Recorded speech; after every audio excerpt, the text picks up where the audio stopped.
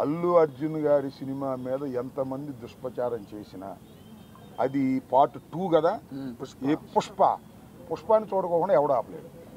అక్కడ దాకా ఎందుకయ్యా? నందమూరి తారక రామారావు గారి కుటుంబం జూనియర్ ఎన్టీఆర్ సినిమాను చూడకుండా బహిష్కరించాలని ప్రయత్నం చేశారా? ఆపగలిగారా?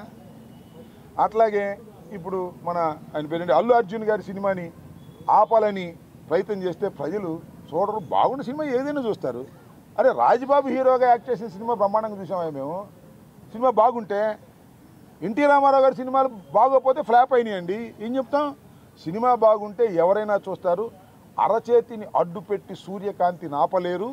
అదేవిధంగా ఇలాంటి ఎదవపోకళ్ళు పోయి సినిమాని ఆపలేరు అని మరొకసారి నిరూపించేటటువంటి కార్యక్రమం వస్తుంది. అల్లు అర్జున్ అయినా లేదా జూనియర్ ఎన్టీఆర్ అయినా లేకపోతే మరొకరైనా సినిమా బాగుంటే ఎవరైనా చూస్తారు, బాగోపోతే ఎవరు చూడరు.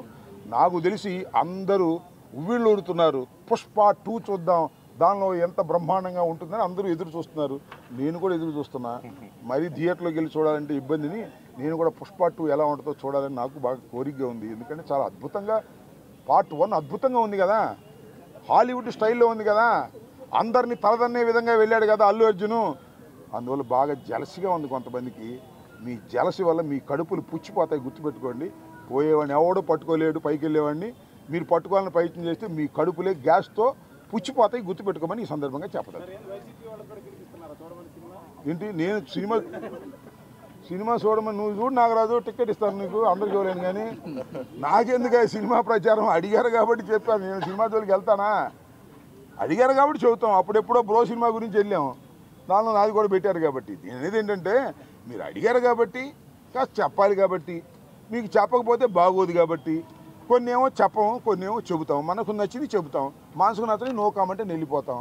అని అడిగాడు. జూనియర్ ఎన్టీఆర్ని అల్లు అర్జున్ని ఇద్దరిని బహిష్కరించాలని ఎవరైనా అనుకుంటే అది మీ భ్రమ తప్ప ఎవరిని బహిష్కరించలేరు ఈ దేశంలో, ఈ సినిమాల్లో. గుర్తుపెట్టుకోండి, Allu Arjun is an international యాక్టర్గా రూపుదిద్దాడు. అవునా కాదా? అవునా కాదా? Thank you.